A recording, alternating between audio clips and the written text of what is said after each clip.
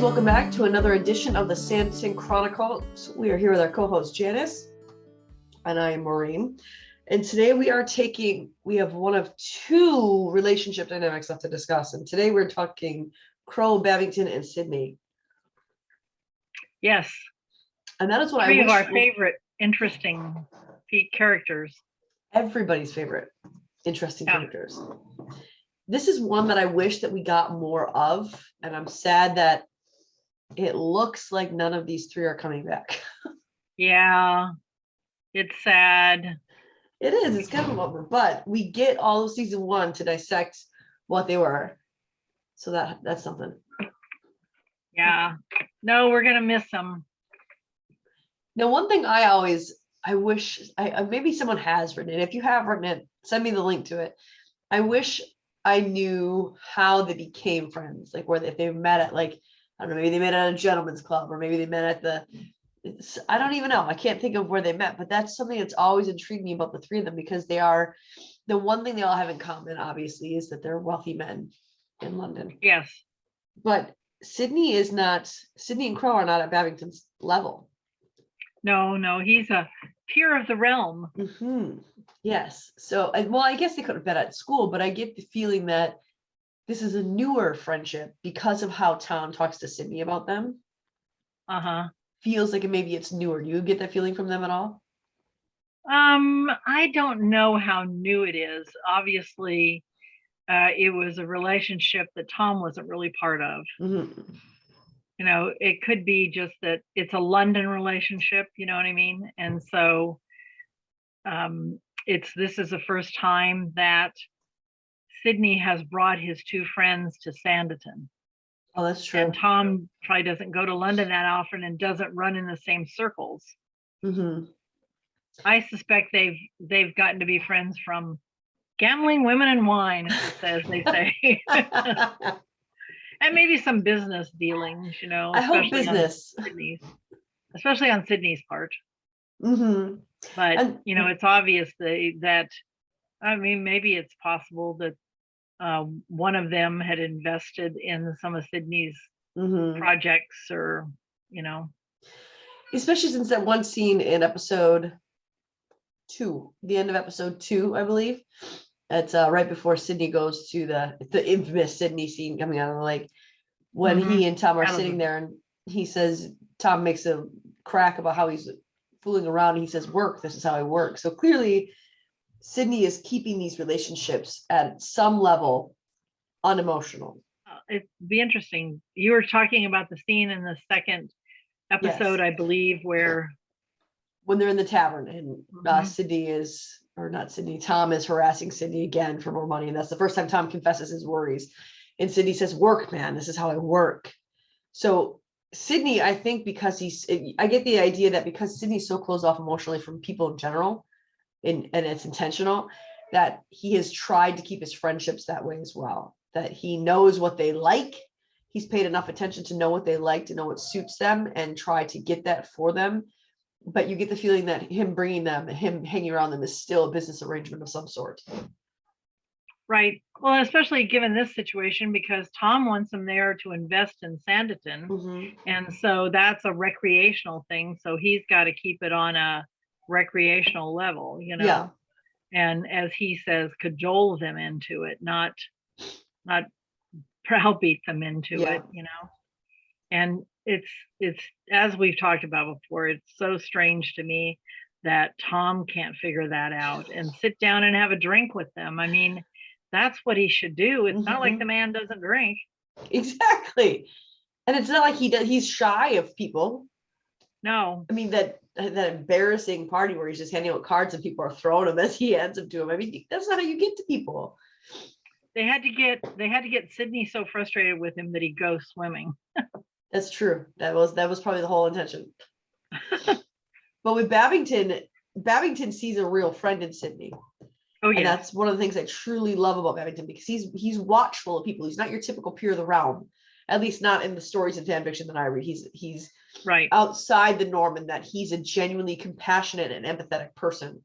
And he watches people, not because he wants gossip, not because he wants something to hold against them, but he watches people to know them.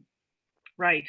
And so I think how he views Sidney is a little, at least at first, is a deeper connection for Babington than it is for Sidney. And by the end, I think we see Babington rub off on Sidney enough that that one scene in episode 8 that we've talked about several times, when Sidney's watching Charlotte and Babington's walking behind him, he says stuff to him, and Sidney doesn't say a word, but they have had a whole conversation that was given to him. Yeah. Yeah, and because of, I think, too, what Babington's feeling himself about Esther, and you know, so he's very in tune with that. And I agree. And I think at least the way it comes across in this series, this season, it is that Crowe is, you know, the happy alcoholic and much more shallow. Yep. And Babington is a more serious person, as is Sidney, once he gets past the surface problems. Yeah. So yeah, but we don't know. I mean, Crowe seems like he's a fun-loving guy, but he doesn't take anything too seriously. And obviously he's in a financial situation where he doesn't have to. Yeah. And he's a hard one to figure out too, because it's Babington, I feel like he doesn't care about station, wealth, title, none of that. Crowe, I would like to say he doesn't care, but I don't see him hanging out with women who are below his station, except for like that one scene that was cut when he offers Clara to come back with him to London. I feel like that was more something he would keep hidden, that it wouldn't be out. He wouldn't proclaim, I'm with a woman of lesser standing. That could be. I don't know. I don't really think, I mean, I think his whole thing about teasing Babington about being a peer of the realm is not so much because he thinks it's so serious as he thinks it's funny. Oh, I agree. You know, that it's something he can poke fun at him with, because he knows Babington doesn't really care about it. Yeah. You know? But I mean, for Crowe, I'm wondering how to classify how Crowe views people of different stations of life, because clearly he's not a peer of the realm, but he has money, like you said. So he's a harder one to figure out, because I don't think we got enough of him. But if we were to go off of that one scene where he propositions Clara that was cut, I think I would hesitate to say that he doesn't see station lines. I think he's very well aware of them. Yeah, and I would agree with you. When it comes to drinking and carousing, he'll drink with anybody because he just likes to be drunk, and because it's fun for him. But I think when it comes to real relationships, he wouldn't go near anyone below his station. I don't think he has any serious relationships. No. And that one piece of fan fiction that's about him that we read, a Crowe encounter, you know, kind of explains that, which was nice that somebody took the time to do that. But no, it's not. He definitely is the comic relief, as I've said before. He's, you know, he has the jester's mask on. He's the one with all the best snide remarks. You know, he's a fun character, and I think he serves his purpose, you know, to draw humor to the situation. But you do see those serious moments of his. They're rare, and you have to, it's in the background always. It's never up front. And maybe that's more to Mark Needham's skill set than Crowe's skill set. But in episode 2, again, at the pineapple dinner, when he's talking with Charlotte, he's very aware of what's happening around the table, and he doesn't crack jokes. He's not being obnoxious necessarily, but when he sees Sidney's reaction to Charlotte, he catches it, and he makes a face at it, like he's observing it, and he's getting something out of that. So I think that he does feel some sort of compassion, and so it almost feels like he drinks for the same way that Sidney's closed off. It feels like that's why Crowe drinks. Yeah, it's because it's more fun and carefree, but also I don't think he likes to feel those things. I think that if Crowe were to be sober, he'd be incredibly empathetic, but I don't think he likes to be that way. There's pain involved. There's things that you have to work through. It's a struggle to be empathetic. It's a struggle to have a real relationship. And I think that's the whole reason he drinks, is so that he doesn't have that. It's just kind of the feeling. Yeah, and obviously he's a party boy, and that's what his interest is. You know, and one of the reasons why he wasn't that excited about coming to Sanditon, or coming back to Sanditon, or staying in Sanditon, is because there's not enough entertainment. And Yeah. boy, Sidney was referring definitely to Crowe when he said that, because obviously Babington was interested because of Esther. Yeah. And because I think he is more of a true friend to Sidney. Yeah. And I think that I think Babington is almost like he had this need to help fix Sidney. There's that, I love all the scenes when it's just the three of them having a conversation. And of course, they're all usually in the tavern when they're having the conversation. But that one scene where they're talking, it's in episode 2 as well. And they're talking about the fire of Georgiana and Charlotte.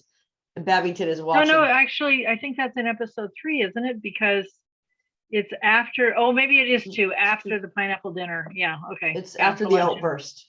Yeah, yep, that's it. And Babington is watching Sidney, and he's asking Sidney questions, and so I feel like because he wants to know Sidney, I think he strives also to relieve Sidney from the prison he's put himself in. Is kind of the sense I get from Babington. Would you agree with that? Yeah, I would agree with that. Yeah, they're very different characters, especially Crowe and Babington. I think Babington and Sidney have more in common. Yeah, I agree with that. And at the same time, I think they both need Crowe. Because while Babington is quick to laugh, he is lighthearted. I think that he needs someone like Crowe who is just absurd to really lighten everything that you're going. And I think Sidney for sure needs a Crowe, because he wouldn't. I don't even think Sidney would imbibe in anything that's recreational at all if someone wasn't paying to do it. And whether I agree. Crowe pulls him out to do that. I would agree with you. The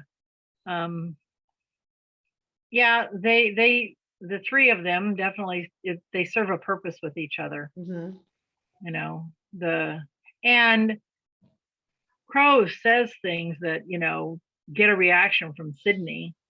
And I think he's kind of like, he's so shocked, because I'm sure that he's used to the three of them talking about women and talking about this or that, you know what I mean? And so he's shocked by Sidney's reaction, but it also gives Babington an opportunity to talk about the situation as well, and those ladies, which he wouldn't have probably otherwise. Yeah, absolutely. And I think that Crowe has those moments. There's even when it's just Babington and Crowe, and they're coming to town, and he keeps looking around. He says, "What do you keep looking around for?"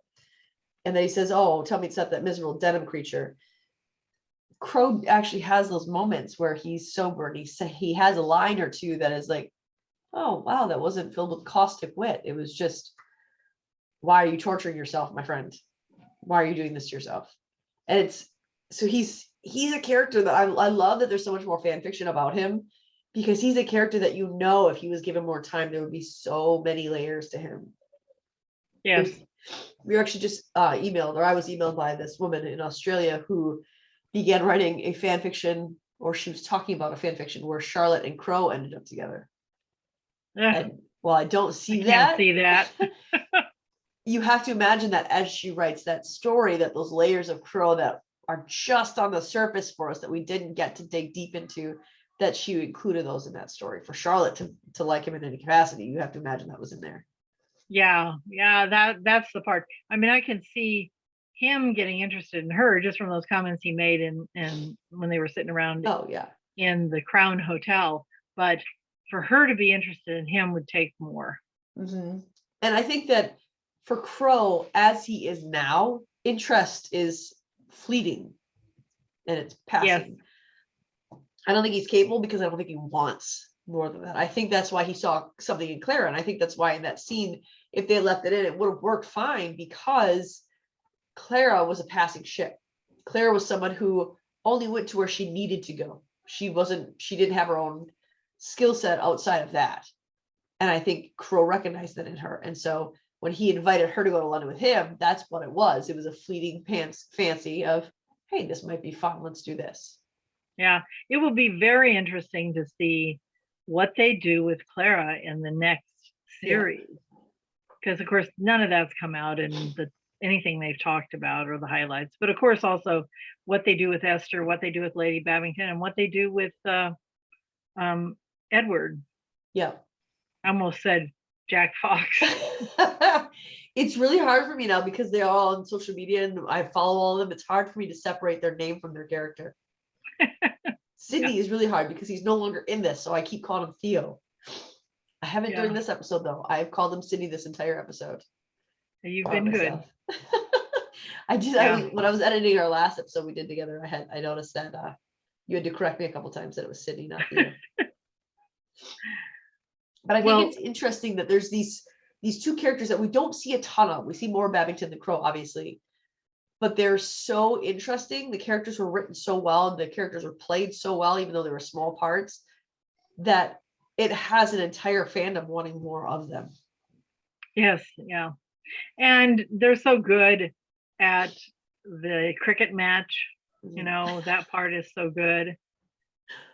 All of them. It's really, it's such a fun piece. And then we see Babington again and Crowe in London at the ball.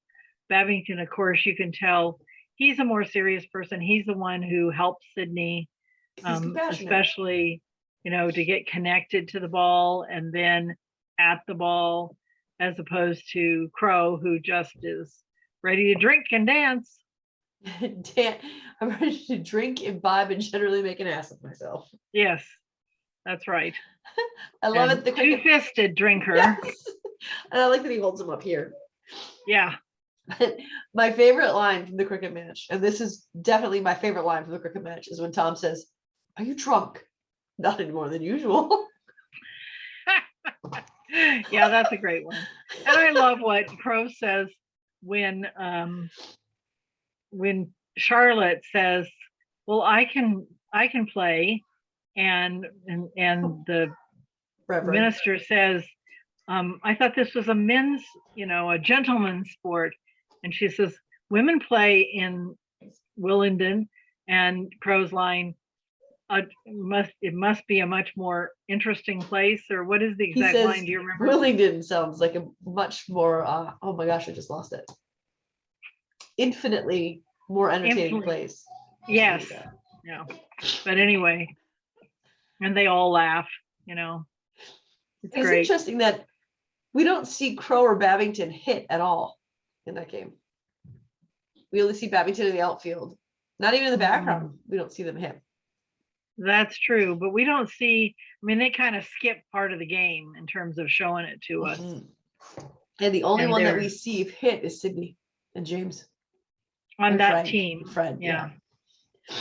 Well, and we saw Arthur. Oh, that's right. And Arthur. Did we see that, or did we see him after? And then he runs one way, but he doesn't quite make it back. Yeah. In time. I remember that. He's just celebrating that he hit the ball. This is off topic, but I have to talk about my other favorite part of the cricket match. Then we'll go back to the subject. And I think this was an ad lib by Jack Fox, and it's one of the reasons I love it so much, because he's sarcastic and he's funny. And Tom takes off his top hat, hands it to Jack Fox, and he goes, there's no words, but it's his face, and he just kind of whips it out of Tom's hand like he's irritated that he's even being handed this hat, and then he looks at this hat with just absolute disgust, and then you see Crowe next to him start laughing. Yeah. So I think it was an ad lib by Jack Fox, and Mark Needham just started laughing because it was. Yeah. What do I do with this hat? Yeah. So that wasn't off topic. It made Crowe laugh. Yeah, they were still involved. It's not off topic. But yeah, I agree. I'm sad that all three of them, and it's interesting. I kind of suspect if any of them had agreed to come back, they might have all agreed to come back. I don't think Theo James ever would have. No, I'm saying had Theo James agreed to come back. Yeah, I think so. The other two very likely would have. Yeah. And even for little bits. And I don't think there's, as much as I love Crowe, without Sidney, there would be nothing that would bring him back to Sanditon. Not even Babington, because he's not going to hang out with a married couple. That's not his thing. He's not going to go hang out unless he's broke. And so he hangs out with them because they are rich and they have a place to stay. But otherwise, there would be no place for him, which is a bummer. Yeah, no, and without Sidney there, there's not, I mean, of course, Esther's there, so Babington could come back, but I think it's the same, another situation. Mark Stanley's moved on. Yeah. He's already done other productions. Mm-hmm. And I don't get the impression that he's really into long series much. He was in Game of Thrones, but not very long. Mm-hmm. His character wasn't in there very long. I haven't seen it. That's on my list of things to watch, but Game of Thrones. What's that? Game of Thrones is on your list? Yeah. I mean, I know it's violent. I've seen a couple of episodes of it. And I'll probably fast forward through all the violent stuff. That's a good thing about watching it recorded. It's true. You can just fast forward. I only had they shared like highlight. My brother and sister-in-law and my husband all watched it, and I didn't because I know there's full frontal nudity in it, and so I was like, no, I don't think I can watch that. So they would watch it fast forward. So I only got the clips where they're just talking clothed, and it was the storyline is good. Yeah, both of my brothers and my sister-in-law all watched it, but I haven't seen it. Yeah. So. And it's funny though too, because with Mark Stanley and Matthew Needham, I think I called him Mark Needham earlier, but it's Matthew Needham, isn't it? Matthew. Yeah. When we did their character spotlight on Babington and Crowe in the group, I would try to find clips of interviews and clips of things they've been in, and they've been in a lot, and what they do is really, really good work in all the things that they do. But was super hard to come across an interview with them. Really hard. I could find almost nothing. So they don't really talk about it. Yeah, I get the feeling that they don't get attached to projects. And maybe that's just because I read an article where I was talking. No, I think it was actually Theo James maybe did an interview saying the difference between British and American TV shows. And it's that in America, you do a TV show or a sitcom or you do a movie or whatever, and it's this family atmosphere. Like you all have to hang out, you all have to be friends afterwards, you're all connected. And in Britain, he was saying, whoever it was that was doing the interview said, you go in there, you do your job, and when your job's done, you move on. You don't stay in that world. It's not like you become a family just because you work together. It's your job. It's not a family. And that's probably even more the case when you're shooting in London, because they all, a bunch of them live in London. And so it really is take the tube, go do your job, go home. Whereas I think I heard in one of the interviews that one of the things that was interesting to them about all the shooting they did in Bristol and being out of London made them more of a family atmosphere with Sanditon because of that, because they were further away. Yeah. And it's not like they don't like each other when they're filming. Like they get along great when they're filming. They do, like, even I think it was doing Kate Ashfield interview and she was talking about her birthday. Right. They came after they're done filming and they still sent her stuff. So it's not like you don't like the people.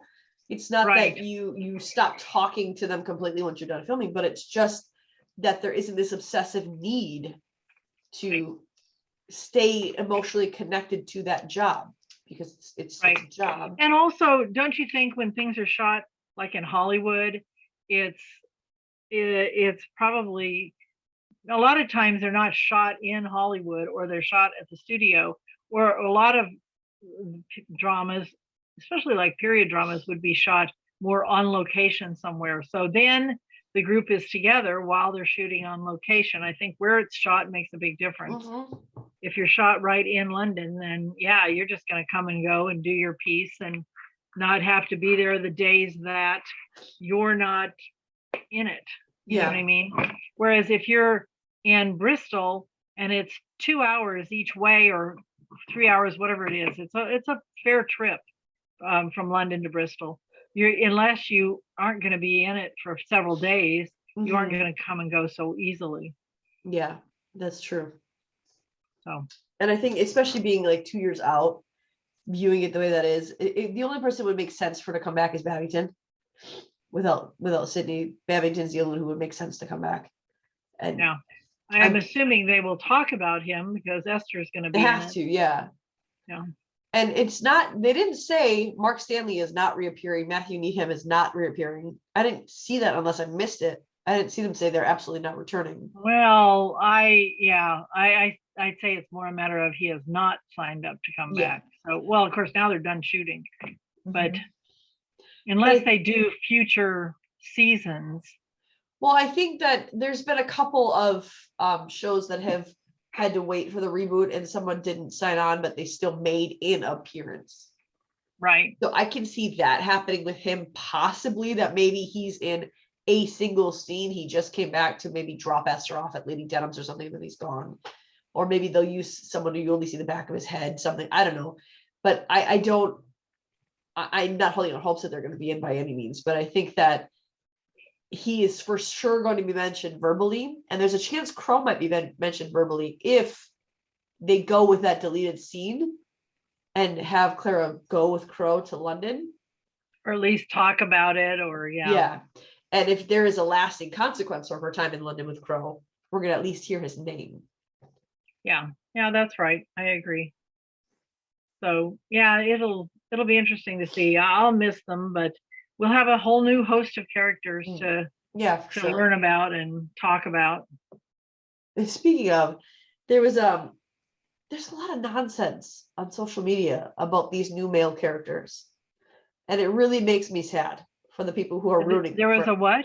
Nonsense. What did you say? Just nonsense about the new male characters on Twitter, and it really makes me sad that for those of us who are anticipating seasons 2 and 3, not because we're going to get the story we want and not because we're going to get exactly what we're asking for and demanding, but because we love this world and this story so much that we just want more of it however we can get it. And those who are making the actors and actresses who work so hard to make this true for us, I mean, yes, they get a paying job, but they came back because we wanted it so bad. That's why there's a new season. It really makes me sad. So if you are someone who is caught up in that, just maybe stop talking about it for a bit, take a break from it for a bit, because these new storylines, it may not be what you want. Well, it's not going to be what you want, because we all want one thing that we're not going to get. And if it bugs you that much, there's not a reason to attack the characters, and there's not a reason to attack the actors who have worked really, really hard to get this done for us. Right. And it feels like it's amped up lately, and it makes me sad. Like, I don't even go on Twitter anymore. I don't see a lot of the stuff anymore because it just makes me so sad that this is how it's being turned. And there's good ones on there that are being overshadowed by the louder. You know my opinion. I think they're being pretty immature. Yes, I agree about the whole thing. And I have blocked a few people that get real negative, because I don't, who needs that? Exactly. And I'm not on there all that much. So, but however, I did see today that somebody had reposted the preview that appeared on PBS after Creatures Great and Small. Yeah. And I saw it last night, but I didn't. I had kept the recording because I want to watch it again. Yeah. But it is on Twitter, and you can see the whole thing. And I wonder see it replay. If PBS put that on their Sanditon page. I don't know. I haven't looked there yet for it because I just saw it a little while ago. And I think that honestly, remind me, the artist is Lockhart, right? Right. He gives me Crowe vibes. Yeah, I think he picks up the comic relief, absurd kind of. I feel like he's going to be the more serious Crowe, though. But maybe I think it's eccentric, and Crowe is eccentric. Yeah, that's right. Crowe almost enjoys being different. And I kind of got from Lockhart, he's obviously different. Whether he enjoys it or he just is unsure. But I think that Crowe really enjoys being different. He enjoys, he doesn't even care if he's laughed at. He enjoys that because it means that I think he craves levity. I think Crowe genuinely craves levity. Well, I would agree. And I would say he was, reminds me of the class clown kind of character, he the jester, as I said, from his outfit at the ball in London, because he wants a laugh. Yeah. And he gets it. And he almost needs it, though. Yeah. And I think that's why he and Babington work, because Babington is quick to laugh. He's just because Babington is just genuinely a happy person. Yeah. And it's refreshing to see a male character in this era that is just genuinely a happy person. And I think that's something that Jane Austen always had in her books, is there was at least one person who is just happy, just for the sake of being alive, just being happy. And I think they carried that through with Babington really well. And yeah, so when I think about Pride and Prejudice, it was the Darcy's friend that brought him to the area. Charles Fits that role. Yep, Charles Bidney. Yes, Fidley. Yeah, I love him. I think my favorite Charles though was the I couldn't decide. It took me a while to decide between the 95 version and the 2004, but the 2004 version I think is my favorite Charles, because he's just goofy. But that is Crowe. He's just goofy at all points. And I think it kind of makes me want to write a fan fiction about Crowe. Maybe I will do that, because I have all these ideas of why he is the way he is, and I want to talk about it like it's fact, but it's not fact. It's just my own head creating a backstory for him. So I can't, I don't want to include that here, like, oh, this is probably why, because I have no idea. I didn't write the story, but I want it to be true. Like, I feel like there's something in his home life that is deeply unsettling to him, or that is very painful to him, and that's why he is the way he is. And so maybe I will do that. I'll start writing that instead of finishing the Sidlot one. Sure, why not? Yeah, I got time. What else am I going to do but talk and read and write about Sidlot or Sanditon? Especially when you get through this first round. Yeah, I'm excited to come out of that fog. But I think it's interesting that they are, if you take them individually, if you take Crowe and Babington and Sidney individually, they're very different. But when you look at them as a whole, they're very alike. Yeah. I think that's down to good writing. That they've done such a good job making them so separate as characters, but then making them so complete as a whole. Right. And so the scenes that they were all in together are some of my favorite ones. And the music that Ruth Barrett wrote for When They Appear is really fun music too. And yeah, it was really good. I really enjoyed when Ollie talked about his favorite place with you. His favorite place to film was in the barn where they had the bar, and I could have used more cuts of that scene, especially the musicians playing and the time that they were in there. And I think that some of the later directors might have used that facility had they not been banned by bats. Oh yeah, that's right. Remember that? Yeah. They were protecting the bats, and so they couldn't use that barn towards the end of the season.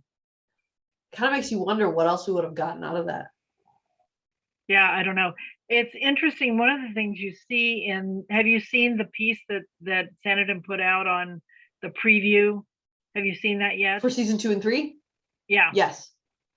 So one of the things that I read about was how they were intentionally, or it was an interview. I know it was one of the podcasts on PBS where they talked about a lighter tones, the color. They've changed the color tones they're using and made everything a little lighter and brighter. Yeah.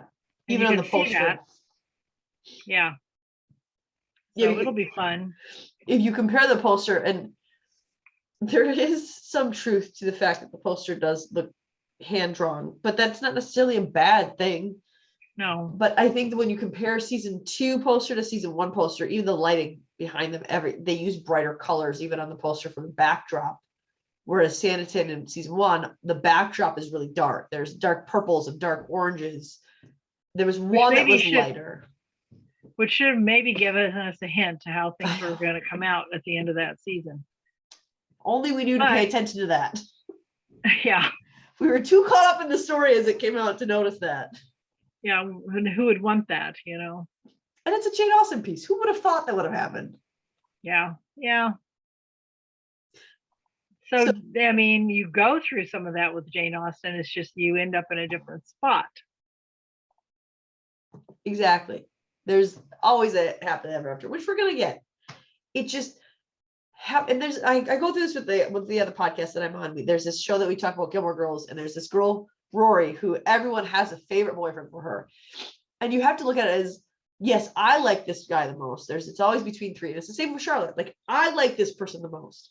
But does that mean it's the best for that character just because I like that person? And for those of us who are a little more obsessed, it's easy to break that down of, well, no, this is a real person. So who's best for this real person? And you could do that with Charlotte in the same way. Is Sidney, would he have really, even if he did break off that engagement to Eliza, would he have been what was best for Charlotte? Or did we just want that so much because we love that relationship and that romance? And I think that they're going to do a really good job breaching that in season 2 and 3. That, yeah, that was great. That was her first love. That was a great story. It was something she'll always carry with her. But that doesn't mean that's what's best for her. We're going to show you why this happily ever after works this way. And I think that they're going to do a good job with that. Yeah, I was thinking the other day about how much I would like to have known where they were going to go with the story. Yeah. Originally. But that just stirs people up. So we don't need to go there. So here's the thing, Justin Young and Paula Byrne and Andrew Davies. If you would like to write that and personally send a copy to Janice and myself, we wouldn't stir the pot. We would be really okay with it. We wouldn't mind. just want to throw that out there and let you know that we would not mind that at all. Yeah. And we'd really love to interview them. Yes. I'd like to talk to Paula again because I'd like to see how so Paula, I might be hitting you up for something else. Seeing how you coordinated season 2 and 3. And I would really, really, really like to talk to Justin. And I'm ashamed that I don't know more of the writing staff. And Justin and Angie are the only two of the writing staff that I know the names of that I can remember. But I'm going to pull the cancer card here and blame Chemo Brain on that. So you can't get mad at me. Well, hopefully, in the not too distant future, they'll be willing to let you do some interviews. Yeah. The podcasts are good. I just wish they do more than 3. They've done 3 on Sanditon. Covering season 1 and 2? A total of 3? No, there's just interviews around season 2. Oh, yeah. I mean, there are old podcasts from season 1 that were done some time ago. Yeah. Have you not watched those or listened to those? I haven't watched. I've watched the clips of videos that they put on the Sanditon page, but I didn't know they had a podcast until you told me not that long ago. There's a whole, and the podcast, there's podcasts. There's probably 8 podcasts from season 1. Okay. And well, maybe then they'll release more closer to the date. Oh, which, I hope by the way, is March 20th, not the 22nd. Yeah, it's the 20th. I kept saying the 22nd. Yeah. Oh, you thought it was the 22nd. Yeah, it's the 20th. And in London, BritBax is issuing it on the 21st, which means it's the same time frame. Okay. Oh, good. You know what I mean? Because when it's the 21st, it gets to be the 21st there before it does here. Yeah. So they're trying to release them as much as possible on the same day. Awesome. That'll help with our recaps. Because I'm going to talk about it right away. I respect and I feel sad for those people who can't watch it right away, but I need to talk about it right as it happens. So Janice and I are going to be breaking them down week by week as they come on. So that's just how it's going to work. So 62 days now. Oh, that's so close. It feels like so long ago that we didn't have a Sanditon 2, and it wasn't that long ago, just June. No, that's right. Yeah. So my hope is that as they start releasing the promo videos, and as they start really hitting publicity, and that when they hit that junket, I hope that I'll get some more interviews then. But like even with the videos for Sanditon 1, because I would go back and like religiously watch those after I finished the first season. It's basically Sidney, Charlotte, and Georgiana. I mean, there are other ones, but almost all the videos are Crystal, Theo, and Rose. Yeah. And I think I would like to hear from more of the cast. I would like to hear, and part of it for me isn't even so much like what I love about Crowe. Sorry, I had to put a cough drop in my mouth. My throat's starting to hurt a little bit. What I liked about Crowe and Babington was the interest they provoked just by being on the screen. And to get a deeper feel for that, you have to talk to actually, like if I can get Mark or Matthew on here, that'd be amazing to get like their background and what they put into, because they create these characters, or they didn't create the characters, but what they put into the characters, they had to create a story of some sort for why the character is going to look or do what they do or say. They're not so much on the PBS website, but there's some really good interviews with Jack Fox and Charlotte Spencer, and also with Charlotte, Rose Williams and sorry, Leo Sutter. Oh, okay. And also there's one series with them, and the other person that's with them, I think, is Chris. Chris Marshall? Who played Chris Marshall, yeah. Yeah, you can find those ones for sure. But most of them are the three main characters. Yeah, the ones that PBS put out specifically are, yeah. And I know that they each had like an Instagram takeover day. I liked watching those. Jack Fox and Leo Suter were my favorite on the Instagram takeover days. They were fun. Yeah, it will be interesting to see what happens. I suspect more of these actors are going to be ready to do interviews than some of the previous season. And part of that's based on the fact that the show was canceled immediately, and we went into a pandemic. Yeah. So, and people, I'm sorry. I'm really sorry about the fact that the stage play that Theo James was in got like 2 weeks performance, and then the pandemic shut it down. Really? Yeah. It started the first part of March, and then everything shut down like on the 15th of March. Mm-hmm. So he only got to perform it for like 2 weeks. Oh, wow. And so that's a big shift, and I can see why he had not just moved on to some of these other film projects, but he was going to be it was a 6-month commitment. Mm-hmm. They got thrown out because of the situation. Yeah. And I suppose as an actor, you kind of have to go to where you can. Yeah. And that's, Sanditon is something he could do, but he's already moved on. And I think I think people just need to mourn it if you need to mourn it, and then just move on. Yeah. And just, realize that people have to make their own life choices. Yeah. So, yeah. And well, we pay for actors by going to watch their movies and watch their shows. We don't own them. Right. I think that's a very, very hard distinction for some people to remember, that we don't own these actors and they don't owe us anything. No. And we just need to be thankful that we've seen their performances. Exactly. That's how I feel. Yes. About it, and the film editing was so good. Mm-hmm. And I'm not sorry we got a little bit of a Sid lot. I'm not sorry for that at all. Do I wish we had more? Of course I do, but I'm not sorry for what's there. Right. Yeah. So I want to point one more thing out before we finish up. And that is, it's always so interesting to me that Crowe left and Babington was the only one who stayed for the last ball. Mm-hmm. And he was extremely important in the scenes with Sidney. Yeah. Especially, as you pointed out, talking about being so observant of how Sidney was reacting to Charlotte and watching her and the comments he made to her. And then how his interaction with Esther, and of course, where the story went with Esther. Now, there is one more place when Crowe shows up, and that's with them, and that's at the wedding. Yeah. He is there for the wedding, but he's not there for the ball. With a drink in hand. Yeah.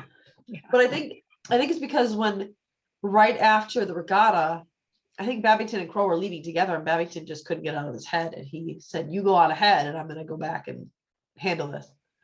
But I think that because we don't usually see Babington in his full jacket and his everything. He had a winter jacket on and everything. He was ready to go when we see him go up to Esther in her tower thing. Right, but that was in episode 7, right? Yep. But I think that's when they because it was right after the regatta. I think that Babington and Crowe were planning on leaving together, and they were on their way to leave together. And Babington probably told them to go on ahead, because he was the one who kept saying, "What did she mean, Crowe? What was this?" So I think that's why Crowe. I think Babington was supposed to be with Crowe, but Crowe obviously chose to stay behind. Yeah, that's entirely possible. And it was obvious from the scene that they cut from with Clara and Crowe that he was done with Sanditon. He was ready to leave. He was bored. He had an open space in his carriage because Babington was not with him. Yeah.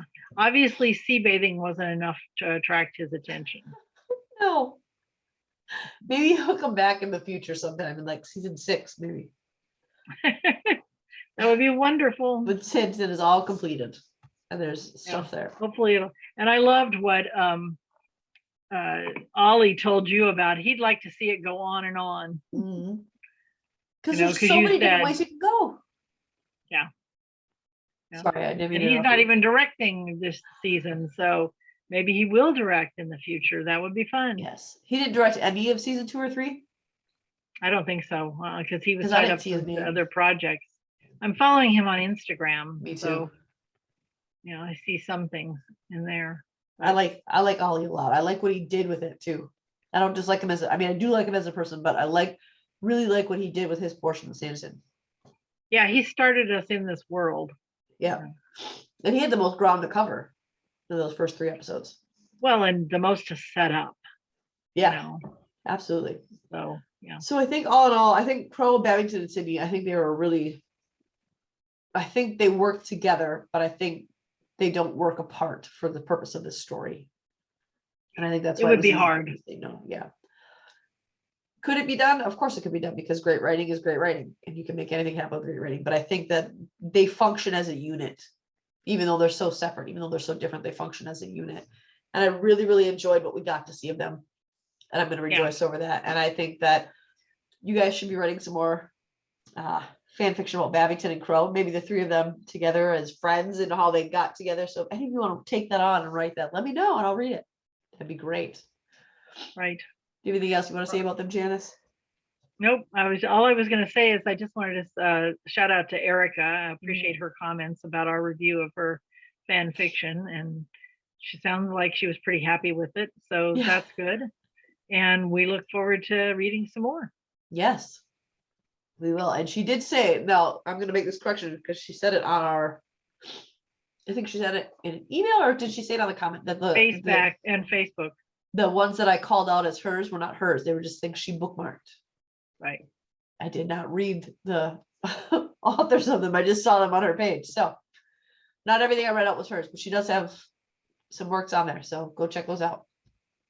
And she's going to continue the story. So I'm looking forward to that. Yes. Because it did say part 1 of 2 of the decisions, I think was the name of the grouping, right? I don't remember. It was something, but it did say part 1 of 2. So I think that's all that we have. Again, if you have anything you want us to discuss, Melissa in Australia had sent me an email of fan fiction of hers, and she said she'd be willing to come on and chat with us, but she's in Australia, so we'd have to work up that time. But I'm willing to make that work. Me Janice too. likes people, so she'll make it work. As long as it's a day I can do it, I will. Exactly. So I'll connect with you and see if there's a time we can make that work. But that'll be our next fan fiction piece will be hers, because she personally sent that to me. Now you guys send me suggestions of things you want us to read, but the order that I'm doing these in is if you personally send me your stuff to read, I'm going to do those fan fictions first on our channel instead of the just regular suggestions. But I will get to the other ones too eventually. Hopefully our channel will be taken up with interviews soon. But in the meantime, if you have any questions for me, or you have something you want us to read or talk about on the channel, you can email me at the.sanditonchronicles@gmail.com. You can find us in our Facebook group for the Sanditon Chronicles, Sanditon Family Fan Club, or on Twitter and Instagram under the Sanditon Chronicles. And we would be super happy to connect with you at any time. We like people, and we like talking Sanditon. And that's all, I guess we'll see you in a week. Bye. Bye.